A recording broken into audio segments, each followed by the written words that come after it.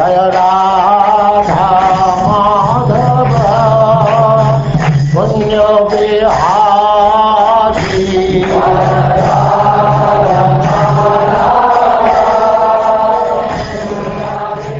And now chapter 2, the Dynasties of the Sons of Manu.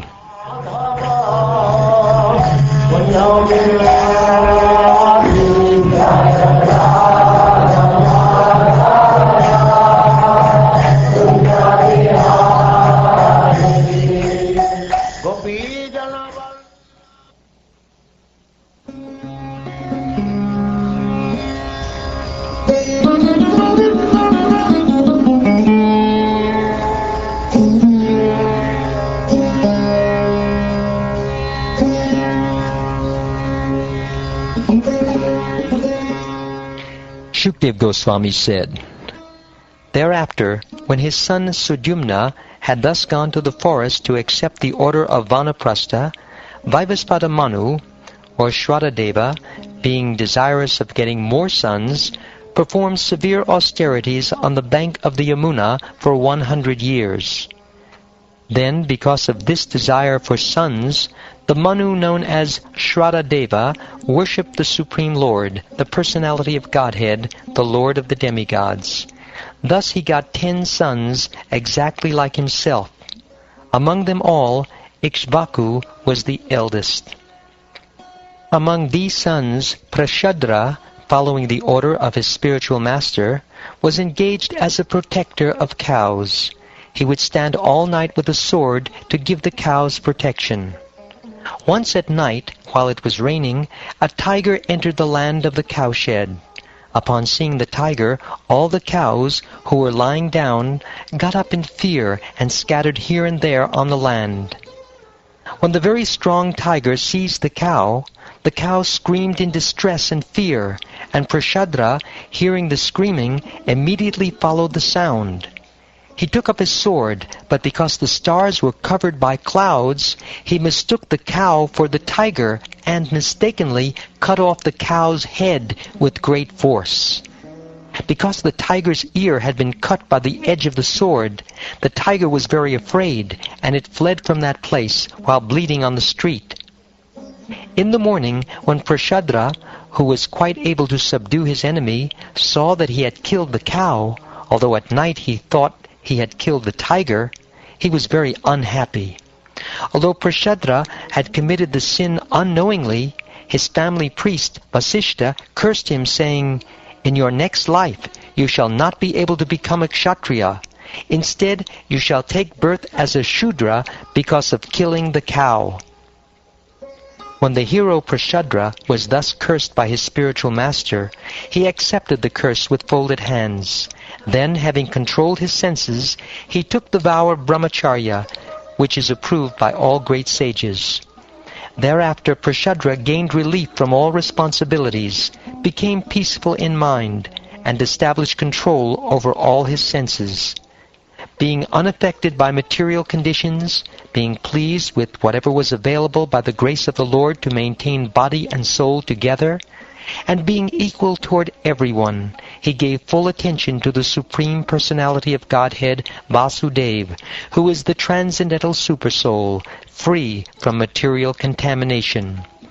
Thus Prashadra, fully satisfied in pure knowledge, always keeping his mind on the Supreme Personality of Godhead, achieved pure devotional service to the Lord, and began traveling all over the world, without affection for material activities, as if he were deaf, dumb, and blind. With this attitude, Prashadra became a great saint, and when he entered the forest and saw a blazing forest fire, he took this opportunity to burn his body in the fire. Thus he achieved the transcendental, spiritual world. Being reluctant to accept material enjoyment, Manu's youngest son, whose name was Kavi, gave up the kingdom before attaining full youth. Accompanied by his friends, he went to the forest, always thinking of the self-effulgent, Supreme Personality of Godhead within the core of his heart. Thus he attained perfection. From Kurusha, another son of Manu, came the Karusha dynasty, a family of Kshatriyas. The Karusha Kshatriyas were the kings of the northern direction. They were celebrated protectors of Brahminical culture and were all firmly religious. From the son of Manu, named Drishta, came a Kshatriya caste called Darshta, whose members achieved the position of Brahmins in this world. Then from the son of Manu, named Nriga, came Sumati. From Sumati came Bhuttajyoti, and from Bhuttajyoti came Vasu. The son of Vasu was Pratika, whose son was Ogavan. Ogavan's son was also known as Ogavan, and his daughter was Ogavati. Sudarshan married that daughter. From Narashanta came a son named Chitrasena, and from him a son named Riksha. From Riksha came Midavan. From Midavan came Purna, and from Purna came Indrasena. From Indrasena came Vitihotra. From Vitihotra came Satyashrava. From Satyashrava came the son named Urushrava, and from Urushrava came Devadatta. From Devadatta came a son known as Agniveshya, who was the fire god Agni himself. This son, who was a celebrated saint, was well known as Kanina and Jatukarnya. O king, from Agniveshya came a Brahminical dynasty known as Agniveshyayana. Now that I have described the descendants of Narashanta, let me describe the descendants of Dishta. Please hear from me. Dishta had a son by the name Nabhaga. This Nabhaga, who was different from the Nabhaga described later, became a Vaishya by occupational duty. The son of Nabhaga was known as Balandana. The son of Balandana was Vatsapriti, and his son was Pramshu. Pramshu's son was Pramati. Pramati's son was Kanitra. Kanitra's son was Chakshusha, and his son was Vivamshati. The son of Vivamshati was Ramba, whose son was the great and religious king Kaninetra. O king, the son of Kaninetra was King Karandama.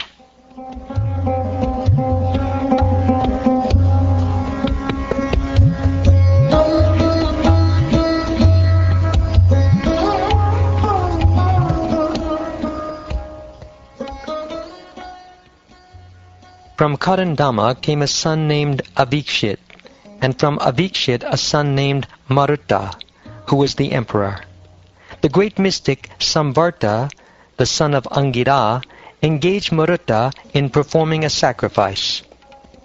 The sacrificial paraphernalia of King Marutta was extremely beautiful, for everything was made of gold. Indeed, no other sacrifice could compare to his. In that sacrifice, King Indra became intoxicated by drinking a large quantity of somaras. The Brahmins received ample contributions, and therefore they were satisfied. For that sacrifice, the various demigods who control the winds offered foodstuffs, and the Vishvadevas were members of the assembly. Marutta's son was Dhamma. Dhamma's son was Rajavardhana. Rajavardhana's son was Sudriti, and his son was Nara. The son of Nara was Kevala, and his son was Danduman, whose son was Vegavan. Vegavan's son was Buddha, and Buddha's son was Trinabindu, who became the king of this earth. The best of the Apsaras, the highly qualified girl named Alambusha, accepted the similarly qualified Trinabindu as her husband. She gave birth to a few sons and a daughter known as Ilavila. After the great saint Vishrava, the master of mystic yoga, received absolute knowledge from his father, he begot in the womb of Ilavila the greatly celebrated son known as Kuvera, the giver of money. Trinabindu had 3 sons named Vishala, Shunyabandhu, and Dhumraketu. Among these three, Vishala created a dynasty and constructed a palace called Vaishali. The son of Vishala was known as Hemachandra. His son was Dhumraksha, and his son was Samyama, whose sons were Devaja and Krishashva. The son of Krishashva was Somadatta, who performed Ashvamedha sacrifices and thus satisfied the Supreme Personality of Godhead Vishnu. By worshipping the Supreme Lord, he achieved the most exalted post, a residence on the planet to which great mystic yogis are elevated. The son of Somadatta was Sumati, whose son was Janamejaya. All these kings appearing in the dynasty of Vishala properly maintained the celebrated position of King Trinabindu.